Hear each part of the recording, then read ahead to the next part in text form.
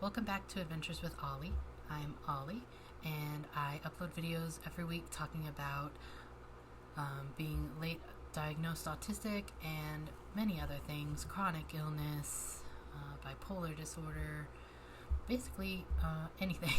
So whatever's on my mind that week, that's probably the video I'm going to make. So today I want to talk a little bit about autistic burnout and some tips to sort of practice self-care that can help burnout feel a little bit better. So this week has been absolutely wild for me. Our car broke down and I had to get very unexpected medical tests done that was very sort of invasive and uncomfortable, which I'll talk more about in another video. And my spouse got really sick, and she was in the hospital for a few days, and I was there with her. I stayed overnight with her, and that's obviously very stressful on both your body and just mentally, and plans of, nobody plans their week around unexpected hospital visits. So it kind of was a big change to my routine, and I've been very just exhausted and burnt out. So let's start by reading the definition for autistic burnout. It's defined online as being a state of physical and mental fatigue, heightened stress, and diminished capacity to manage life skills, sensory input, and or social interactions. And this can be caused, sometimes it takes many years, sometimes it happens in a very short period of time. I've been through different stages of burnout in my life many times, and it's never easy, it's never fun. A lot of times it makes me very tired, and I just don't have the capacity that I normally do to get through the day and to do anything. So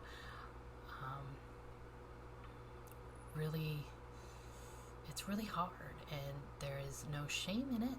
I want to put that out there because I know a lot of people, it's really easy to feel guilty about feeling burnt out. Sometimes I feel a little bit selfish because I need to take more time for myself, but honestly, there's nothing wrong with it, and it's part of being neurodivergent. It's part of being human. You can get burnout. Anyone can get burnout. We're human beings. We can only do so much. We can only deal with so much. So I want to put some tips out there of what helps me feel better during burnout, and the big one is self-care. Okay, so I was originally going to film this video with the mask on the whole time, but the instructions said that you can only keep it on for up to 10 minutes, and my face was starting to burn. So face mask was good for a little bit, but not for the whole thing, but you get the idea. So I told you I've had a very stressful week this week. It's been very eventful, and a lot of things sort of threw a wrench into my plans and made me feel very overwhelmed. So I definitely am experiencing some burnout, and I thought that it would be a good opportunity to get some tips for how to get through burnout and how to feel at least a little bit better. I know sometimes there's no magic fix for burnout, but here are some things that help me feel a little bit better, and hopefully they'll help you as well. So the main one, self-care, like I said before. So self-care can be any number of things that just make you feel good, that are comfortable to you. So for me, the past couple of days, that has been sleep. I have been sleeping so much. I just cannot stay awake. I've been taking at least 3 naps a day, and they're usually about 2 hours long. So that's 6 hours of extra sleep, and been going to bed early. But it has helped so much to just reset my system, and I feel like sleep gets such a bad rap. People are, oh, you must be depressed if you're sleeping all the time, but that's not necessarily true. And they'll say, oh, it's not healthy to sleep so much. But honestly, if you are physically sick, If you had the flu or something and your body was telling you to sleep, you would sleep. And burnout is very much the same thing, you know? You're exhausted. If your body is telling you to sleep, you should sleep. For sure you should sleep. And there is no shame in sleeping. So sleep away, reset your system, recharge. Other things for me would be eating safe foods. So I will eat my favorite foods, the foods that comfort me, the foods that are familiar to me. Probably not going to be trying a whole lot of crazy new foods, things like that.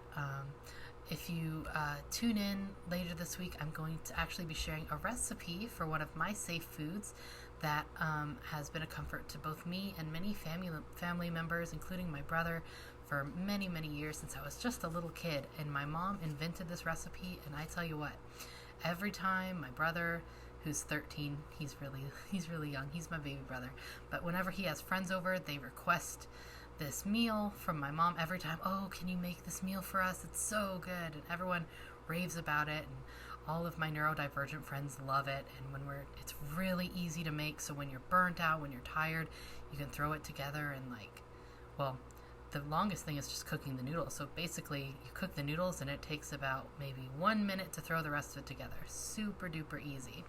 So I will be sharing that with you. Stay tuned for that. Another thing for me is rewatching my comfort shows. So for me, that is The Office, which I've already told you in my last video that I already watch every day, but I watch it even more when I'm experiencing burnout. It is just such a comfort to me. Fraggle Rock is another one. It's just so pure, so, happy and just uplifting, and it really makes me feel better.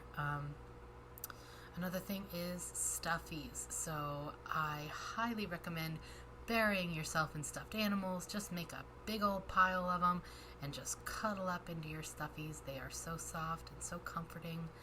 Highly, highly recommend. Another thing is just ease up on your schedule as much as you can. I know, some of you work, you may have other responsibilities, but as much as you can, just ease up on your schedule. If there's something that's not necessary, that can wait for a little bit, don't do it.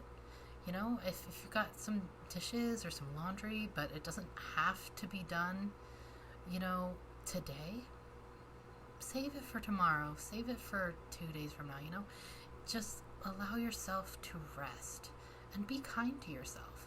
If the voice in your head's really mean, tell it to shut up. Just be kind to yourself. Be soft on yourself. If your loved one was sick or your pet was sick, you would want them to rest. You would want them to be nice to themselves. When people have the flu, they're not like, oh, you terrible person with the flu. Just allow yourself to rest. Be kind to yourself. Don't let that inner voice get you down. Burnout is very real, and there's no shame in being nice to yourself. Also, I highly recommend a cat in your lap, or a dog, or any other kind of pet. Maybe you have a lizard or a snake or a rat or something. I highly recommend extra pet cuddles. Those are very healing. We have, in the house that I live, I have 4 roommates that are also cats, 3 roommates that are dogs. So whenever I need that sort of extra boost of serotonin, I just grab a cat, put it in my lap, or a lot of times they will just come to my lap unprompted, and it is so healing, and they are absolutely wonderful. Another thing, if you don't feel like talking, don't. I've had a few days recently where my talking was at a minimum. You don't have to talk, and there have been times when I've been so stressed out I've needed to just sort of be quiet. Some people during burnout do go nonverbal, and there's no shame in that. You don't have to talk. My spouse is very understanding, and if I let her know, hey, I just need to be quiet, just be quiet. There's no shame. You do you, whatever you need to just make yourself feel better, to be kind to yourself. It can help you get out of that burnt out state. And while there's no cure for burnout, I do believe these things really, really help. And just it's nice to just relax, reset, recharge, get you some fuzzy socks, some soft pajamas, some stuffies, maybe a weighted blanket or any blanket really, and just be kind to yourself. And if you, sometimes you have to set boundaries with certain people. If you need to say no to things, say no. If you aren't filling up to a big gathering of friends or family, just set your boundaries. Say no, and you don't need to give a reason. If the reason is just you need a break, then do that. And it's good to prioritize yourself sometimes. And well, that's what I have to say for today. So take care, and as they say, if you like my videos, like the video, subscribe if you want.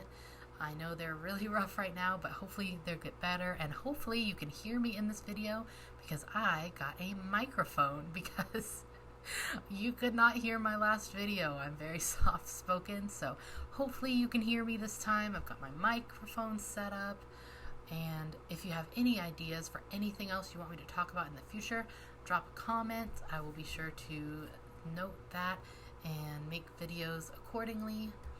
And as always, be kind to yourself and others, and have a wonderful week and a very, very happy Halloween if you're watching today. Bye.